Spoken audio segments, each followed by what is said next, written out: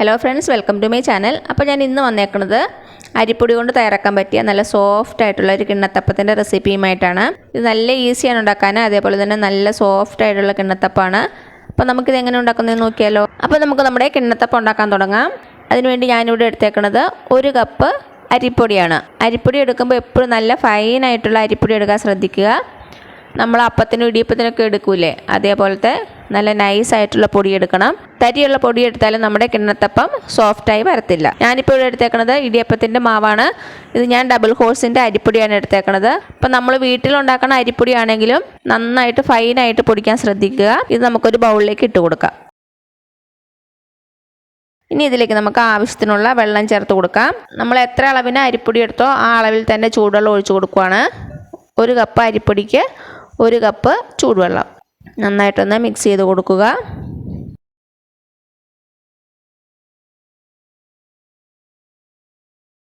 ഇപ്പം നമ്മുടെ മാവ് ജസ്റ്റ് ഒന്ന് കുതിർന്ന് വന്നിട്ടേ ഉള്ളൂ.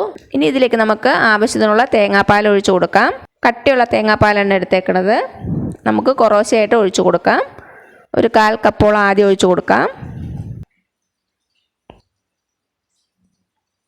1/4 കപ്പും കൂടെ ഒഴിച്ചു കൊടുക്കുവാണ്. നമ്മുടെ മാവ് നന്നായിട്ട് ലൂസാകണം.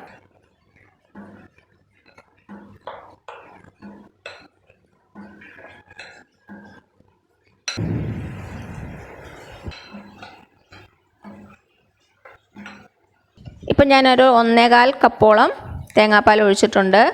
1/4 കപ്പ് തേങ്ങാപ്പാലും 1 കപ്പ് ചൂടുവെള്ളവും. ഇനി നമുക്കിതിലേക്ക് ഒരു 1/4 കപ്പോളം പഞ്ചസാര ചേർത്ത് കൊടുക്കാം.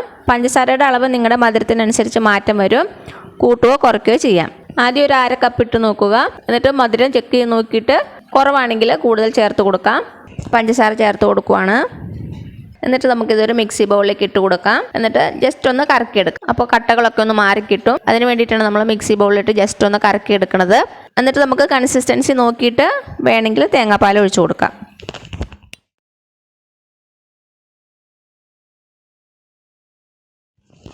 അപ്പോൾ ഞാനിതൊന്ന് ജസ്റ്റ് കറക്കി എടുത്തിട്ട് വരാം.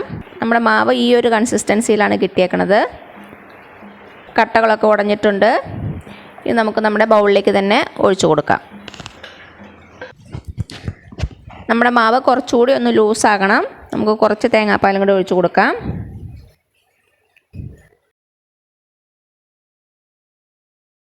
തേങ്ങാപ്പാലിൻ്റെ അളവ് കൃത്യമായിട്ട് പറയാൻ പറ്റത്തില്ല.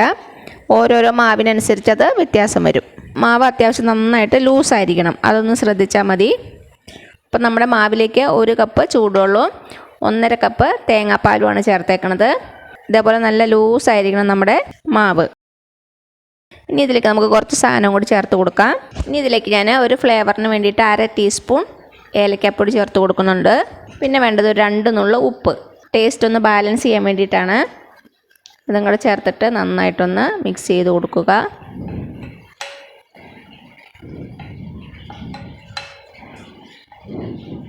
ഇനി ഇതിലേക്ക് ഒരു 1/4 ടീസ്പൂൺ നെയ്യും കൂടെ ചേർത്ത് കൊടുക്കുന്നുണ്ട്. നെയ്യ് അല്ലെങ്കിൽ വെളിച്ചെണ്ണ ഏതായാലും മതി. അപ്പം നമ്മുടെ മാവ് റെഡിയാണ്. ഞാനിങ്ങനെ ഒരു കേക്ക് ടിന്നിലാണ് നമ്മുടെ കിണ്ണത്തപ്പം ഉണ്ടാക്കുന്നത്. ഇതേപോലത്തെ സ്റ്റീൽ പാത്രം ആയാലും മതി. ആദ്യം നമുക്കിതിലേക്ക് കുറച്ച് എണ്ണയൊന്ന് തടവി കൊടുക്കാം.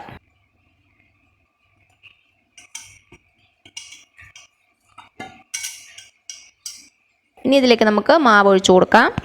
ഒത്തിരി കനത്തിൽ അങ്ങ് ഒഴിക്കണ്ട, ഒരു 3-4 തവി ഒഴിച്ചു കൊടുത്താൽ മതി. കട്ടി കൂടുന്നതനുസരിച്ച് നമ്മുടെ കിണ്ണത്തപ്പത്തിൻ്റെ സോഫ്റ്റ്നെസ് കുറയും. കുറച്ച് കട്ടിയായിട്ടാണെങ്കിൽ നല്ല സോഫ്റ്റ് ആയിട്ടിരിക്കും.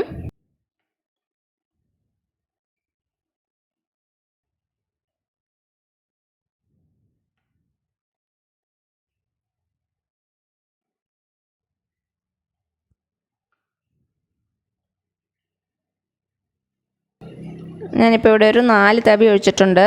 ഇതിൻ്റെ മുകളിലോട്ട് ഞാൻ കുറച്ച് ജീരകം ചേർക്കുന്നുണ്ട്, കാണാനൊരു ഭംഗിക്ക് വേണ്ടിയിട്ട്. നിങ്ങൾക്ക് ജീരകം കടിക്കുന്ന ഇഷ്ടമാണെങ്കിൽ മാത്രം ചേർത്ത് കൊടുത്താൽ മതി. ഇനി ഇതിൻ്റെ മുകളിലോട്ട് ആവി വെള്ളം വീഴാതിരിക്കാൻ വേണ്ടിയിട്ട് അലുമിനിയം ഫോയിൽ ഉണ്ടെങ്കിൽ അത് വെച്ചൊന്ന് മൂടി കൊടുക്കുക. അതും അല്ലെങ്കിൽ സാധാരണ സ്റ്റീൽ പ്ലേറ്റ് വെച്ച് ഒന്ന് മൂടി കൊടുത്താലും മതി. എൻ്റെ കയ്യിൽ ഇപ്പോൾ അലുമിനിയം ഫോയിൽ ഉള്ള കാരണം ഞാൻ അതാണ് യൂസ് ചെയ്യുന്നത്. 2-3 ഹോൾ ഇട്ട് കൊടുക്കാം നമുക്ക്. ഇനി നമുക്ക് ആവിയിൽ വേവിച്ചെടുക്കാം. ഞാനിപ്പോൾ ഇഡ്ഡലി പാത്രത്തിലാണ് നമ്മുടെ കിണ്ണത്തപ്പം റെഡിയാക്കുന്നത്. ഇഡ്ഡലി പാത്രത്തിൽ ഓൾറെഡി വെള്ളം ചൂടാക്കാൻ വെച്ചിട്ടുണ്ട്. അതിപ്പോൾ നന്നായിട്ട് തിളച്ചിട്ടുണ്ട്. നമുക്ക് നമ്മുടെ പാത്രം ഇഡ്ഡലി പാത്രത്തിലേക്ക് വെച്ച് കൊടുക്കാം. പാത്രം വെച്ച് കൊടുത്തിട്ടുണ്ട്. ഇനി ഇത് മീഡിയം ഫ്ലെയിമിൽ വെച്ച് ഒരു 15 മിനിറ്റോളം നമുക്ക് ആവി കയറ്റണം. 15 മിനിറ്റ് കഴിയുമ്പം നമുക്ക് തുറന്ന് ചെക്ക് ചെയ്ത് നോക്കാം എന്തോന്ന്. അപ്പോൾ ഇത് ഇവിടെ ഇരുന്ന് വേവട്ടെ, അതുവരെ നമുക്ക് വെയിറ്റ് ചെയ്യാം. നമുക്ക് തുറന്ന് നോക്കാം.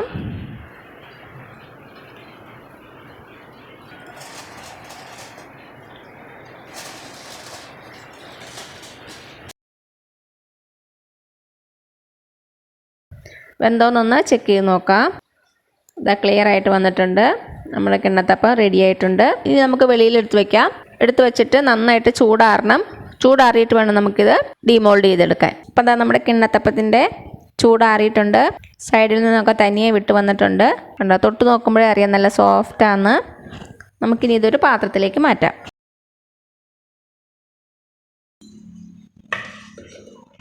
ഇതാ നമ്മുടെ സോഫ്റ്റ് കിണ്ണത്തപ്പം റെഡി ആയിട്ടുണ്ട്. അരിപ്പൊടി കൊണ്ട് നല്ല ഈസി ആയിട്ട് തയ്യാറാക്കാൻ പറ്റിയ കിണ്ണത്തപ്പം. ഇനി നമുക്ക് ഇഷ്ടമുള്ള ഷേപ്പിൽ കട്ട് ചെയ്തെടുക്കാം.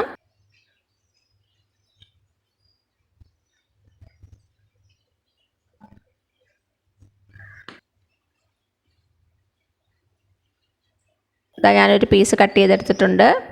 അപ്പം നമ്മുടെ ഈസി ആയിട്ടുള്ള കിണ്ണത്തപ്പം എല്ലാവരും ട്രൈ ചെയ്ത് നോക്കുക. എന്നിട്ട് അഭിപ്രായങ്ങളൊന്നും അറിയിക്കാൻ മറക്കരുത്.